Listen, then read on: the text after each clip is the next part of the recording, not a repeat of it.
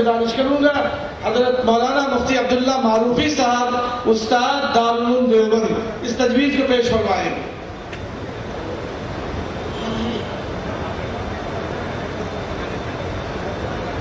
بسم اللہ الرحمن الرحیم. یہ تجویز ہے فلسطین اور عالم اسلام سے متعلق.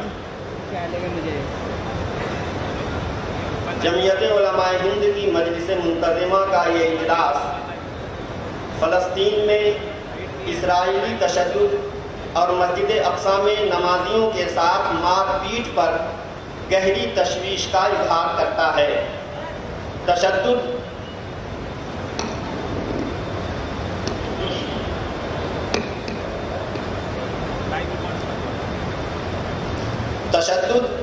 اور بڑے پیمانے پر انسانی حقوق کی خلاف ورزیاں اسرائیل کی ایک شناخت بن گئی ہیں.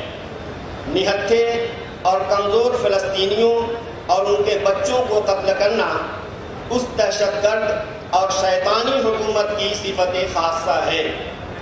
یہ اس کی توسیع پسندانہ سوچ کا مظہر ہے کہ 50 لاکھ سے زائد فلسطینی بے گھر ہیں اور وہ لگاتار اس سلسلے ستم کو جاری رکھے ہوئے ہے. جمعیت علماء ہند اس سلسلے میں بین الاقوامی برادری سے پرزور مطالبہ کرتی ہے کہ وہ اس ظلم و ستم کے طویل عہد کے خاتمے کے لیے درج ذیل فوری اقدامات کو بروئے کار لائے. نمبر 1، اقوام متحدہ کی سلامتی کونسل کی قرارداد نمبر 1860 مجوزہ 2009 کے مطابق اسرائیل کو غزہ کی 15 سالہ پرانی ناکہ بندی ختم کرنے اور کراسنگ پوائنٹس کھولنے پر مجبور کیا جائے.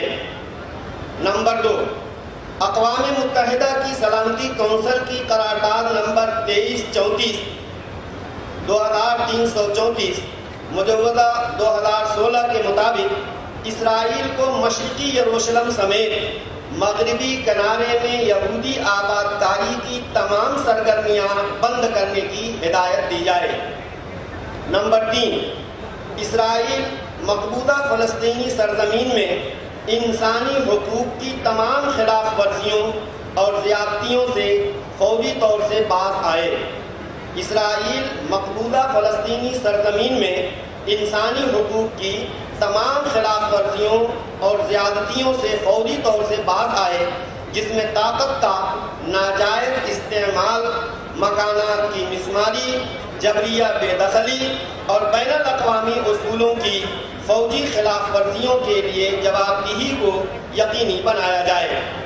نمبر 4، مسجد اقصی میں نمازیوں کے آزادانہ داخلے کو یقینی بنایا جائے اور اس پر اسرائیلی تسلط کا جلد خاتمہ کیا جائے. نمبر 5، ایک آزاد خود مختار فلسطینی ریاست کے قیام کو یقینی بنایا جائے اور اسرائیل کو مجبور کیا جائے کہ وہ اقوام متحدہ کی قراردادوں پر عمل کرے اور مقبوضہ عرب علاقوں کو خالی کرے.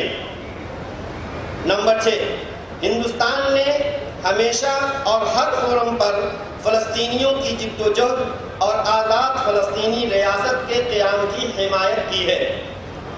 ہندوستان نے ہمیشہ اور ہر فورم پر فلسطینیوں کی جد و جہد اور آزاد فلسطینی ریاست کے قیام کی حمایت کی ہے. یہ ملک کی شاندار روایت رہی ہے کہ اس نے استعماری اور قابض طاقتوں کی مخالفت کی ہے. موجودہ وقت میں ہماری حکومت سے امید ہے کہ وہ اس روایت کو باقی رکھے گی. نمبر 7، جمعیت علماء ہند کا یہ اجلاس فلسطین کے علاوہ عالم اسلام کے دیگر ممالک بالخصوص شام اور یمن کی صورتحال پر بھی اپنے دکھ اور قلق کا اظہار کرتا ہے اور یہ مخلصانہ اپیل کرتا ہے کہ مسلمانوں کا حکمراں طبقہ نہایت بیدار مغزی اور دردمندی کے ساتھ حالات کے تقاضوں کو محسوس کرے اور اپنی ذمہ داریاں صحیح طور پر ادا کرے. یہ تجویز، اس میں کچھ یعنی پہلے بھی اس طرح کی تجویزیں آئی ہیں اور وقت کے تقاضے کے مطابق کچھ نکات کا اس میں اضافہ ہے. آپ حضرات کو یہ تجویز منظور ہے؟ حضرت